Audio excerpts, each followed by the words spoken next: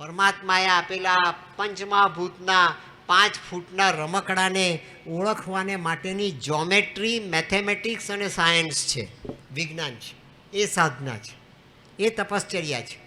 ભગવા કપડાં પહેરીને સંસાર છોડીને બૈરાનો છોકરાનો સંપત્તિનો ન જીવાયું ન ઝેરવાયું માટે ગાંડા થઈ જતા હતા, પાગલ થઈ જતા હતા, ડિપ્રેશન આવી જતું હતું, ઊંઘની ટીકડીઓ લેવી પડતી હતી. તેમાંથી મુક્તિ મેળવવાને માટે હિમાલયની ગુફામાં ચાલી ગયા અને ત્યાં જઈને આપણે સાધના કરી, તપ કર્યું અને જગતમાં જાહેર કરી દીધું કે મેં તો 50 વર્ષ સુધી, 25 વર્ષ સુધી હિમાલયમાં તપ કર્યું, હવે તમારે મને ભિક્ષા આપવાની, મારી આજીવિકા તમારે જોવાની સમાજે. એ માટેનો આ રસ્તો નથી, એ માટેનો રસ્તો નથી. પરમાત્માએ આપેલી આ છઠ્ઠીના લેખ લખાયા તે ડેસ્ટિની સભાનતાપૂર્વક આત્માની સાક્ષીએ જીવવી, એનું નામ યોગ છે. યોગ એટલે પેટ ઊંચું નીચું કરવાનો રસ્તો નથી, પ્રાણાયામની ધમણ ચલાવવાનો માર્ગ એ યોગ નથી. આ તો બધી ભ્રમણા છે. યોગ એટલે મન અને આત્માનો સરવાળો. આપણા મન અને આત્માનો સરવાળો કરવામાં આવે તેનું નામ યોગ. આત્માથી આ દેહનું પિંજરું જીવે છે અને મનથી આપણે વિચારીએ છીએ. એક પણ માણસ અહીંયા માંડવામાં બેઠેલો એવો છે કે જે માણસ એના મનને નથી જાણતો? હું તમને પ્રશ્ન પૂછું છું. એક પણ માણસ એવો છે કે જે પોતાના મનને નથી જાણતો? કોણ નથી જાણતું પોતાના મનને? બટાકાવાળા ખાવા હોય તો પણ મનને દાખલ કરવું પડે. ડાયાબિટીસ થયો હોય તો બી કઈ ટીકડી લેવી તો મનને દાખલ કરવું પડે. કાંટો વાગ્યો હોય તો પગમાંથી તે કાઢવાને માટે બી મનને દાખલ કરવું પડે. અને ખીચડી બનાવવી હોય તો કેટલું પાણી નાખવું એમાં પણ મનને દાખલ કરવું પડે. એ મન જો આ બધું કરી શકે છે તો મન ભગવાન ન બતાવી શકે? મન 90 વર્ષ સુધી આપણી સાથે જીવે છે તો મન ભગવાન બતાવી શકે કે કેમ? મન પૈસા બતાવી શકે, મન બેંક બેલેન્સ બતાવી શકે, મન આપણા 5-10 રૂપિયા ક્યાં ખોટા ખરા વપરાયા તે આપણને સમજાવી શકે, મન આપણને આપણા પાપ સમજાવી શકે, આપણું પુણ્ય સમજાવી શકે, તો મન આપણને જીવનનો સાચો રસ્તો ન બતાવી શકે? પણ ક્યારે બતાવે? તો કે મનના આપણે માલિક બનીએ તો બતાવે. આપણે તો મનના ગુલામ છીએ. માવો, મસાલો, પાન, પરાગ, અમીચંદ, માણેકચંદ જે હોય તે બધું અંદર ઓરીએ અને અહીંયા બેઠા પછી પણ આપણને તે યાદ આવે અને અહીંયા બેઠા પછી આપણને તે નહીં યાદ આવે તો એક પેગ યાદ આવે. રોજ પેગ મારવાની મને ટેવ પડી ગઈ છે, એ મારાથી ભૂલાતી નથી. એ કોણ યાદ કરાવે છે? કયું એલાર્મ વાગે છે મોબાઈલમાં? એ કોણ યાદ કરાવે છે? એ મન યાદ કરાવે છે. અને મન જો યાદ કરાવી શકતું હોય આ, તો મન ભગવાનને ના યાદ કરાવી શકે? રસ્તો બદલવાની જરૂર છે મિત્રો. પશ્ચિમ દિશા પર દોડતા માણસે પૂર્વ દિશાનો માર્ગ અખ્તિયાર કરવો હોય તો 1 સેકન્ડ માટે જે ધરતી પર એ દોડે છે 100 માઇલની ગતિએ, એ ધરતી પર એણે 1 સેકન્ડ માટે ઊભા રહેવું પડે. 100 માઇલની ગતિએ દોડનાર માણસ એણે પણ 1 સેકન્ડ ઊભા રહેવું પડે. તમે તો ગાડી ચલાવો છો, મને તો ડ્રાઇવિંગ આવડતું નથી. મને બાઇક બી ચલાવતા નથી આવડતું.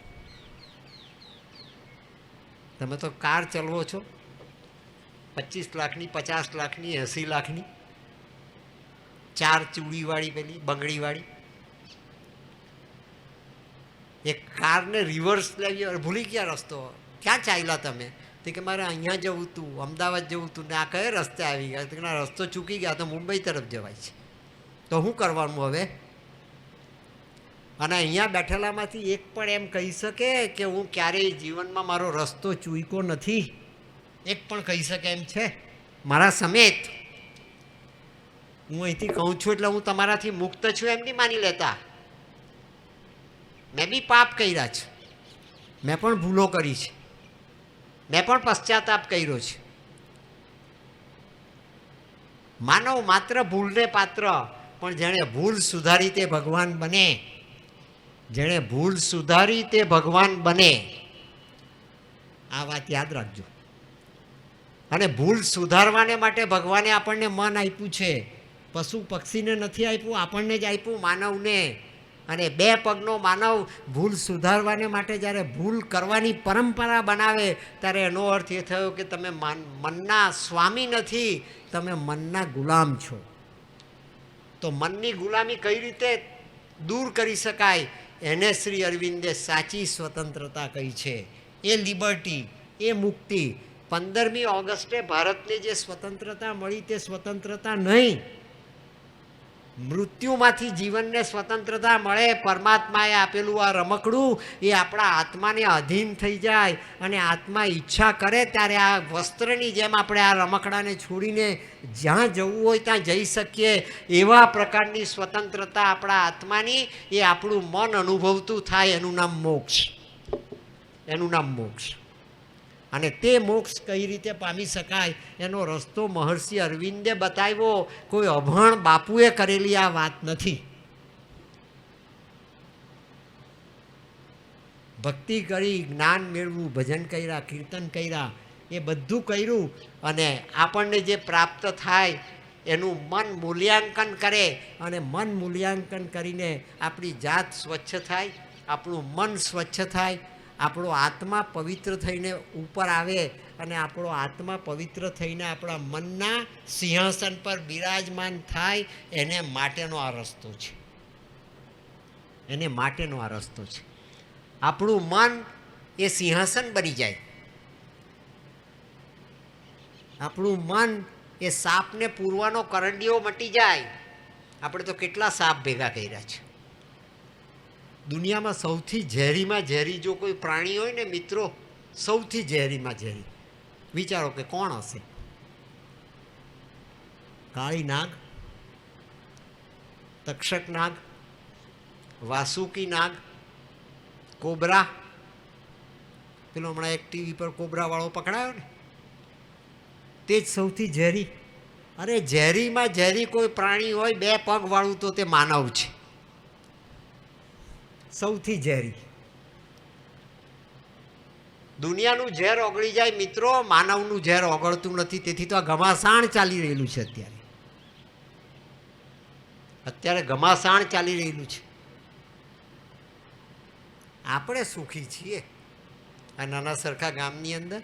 નહીં કોઈ પૂછનાર, નહીં કોઈ બીજું ત્રીજું, નહીં આપણને કોઈ છંછેડનાર, ન આપણને કોઈ સળી કરનાર. આપણે સુખી છીએ.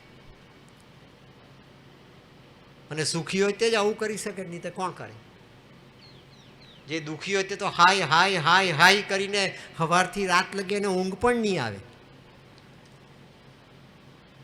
અને માટે મેં તમને કહ્યું કે તમે સદભાગી છો.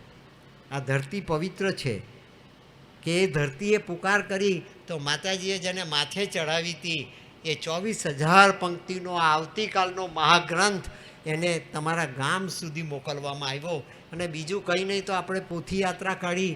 એ પોથી યાત્રા માતાજીનું સ્વયં સ્વરૂપ છે. માતાજીનો પણ આપણે પરિચય મેળવીશું. એનું આ સ્વયં સ્વરૂપ છે. અને એ સ્વયં સ્વરૂપ એણે તમારા ગામની પ્રદક્ષિણા કરી ગઈકાલે. એણે તમારા ગામને જોયું.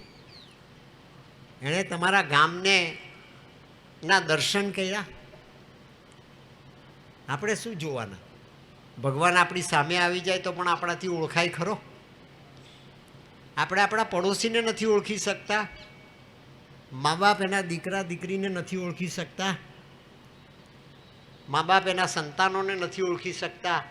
અને સંતાન એના મા બાપને નથી ઓળખી શકતા. માટે તો પુનિત મહારાજે ગાયું કે ભાઈ ભૂલી નહીં જતા તમારા મા બાપને. અભણ તો અભણ, પણ એ તમારા મા બાપ છે, એને ભૂલતા નહીં. આઈએએસ થાય કે આઈસીએસ થાય તેથી એના મા બાપ મટી જતા નથી. એનું લોહી, એના ડીએનએ તો એમાં કામ કરે છે. અને જે સંસ્કાર છે એ સંસ્કાર કોઈ પણ પ્રકારના જ્ઞાન કરતાં વધારે તેજસ્વી છે. આપણો સંસ્કાર, આપણા મા બાપના લોહીનો સંસ્કાર એ બીજા કોઈ કરતાં પણ વધારે તેજસ્વી છે. એ વાત ભૂલવી ન જોઈએ. ત્યાંથી આપણા આત્માના ઉઘાડની શરૂઆત થાય છે. મિત્રો, ભગવાનને ન ભજશો તો ચાલશે, મંદિરમાં ન જશો તો ચાલશે, 4 ધામની યાત્રા કરીને અમરનાથના પથ્થરની શિલાઓ ન ચડશો તો ચાલશે, પણ તમારા મા બાપને રોજ સવારે ઉઠતા એક વખત પ્રણામ કરીને ગઈકાલે કરેલી ભૂલ તું ખરેખર ભગવાન છે, મારા માતા પિતા એ મારા સાચા ભગવાન છે એમ 2 હાથ જોડીને વંદન કરશો ને તો દુનિયાભરની સાધના તમારા જ ઘરમાં થઈ જશે મિત્રો.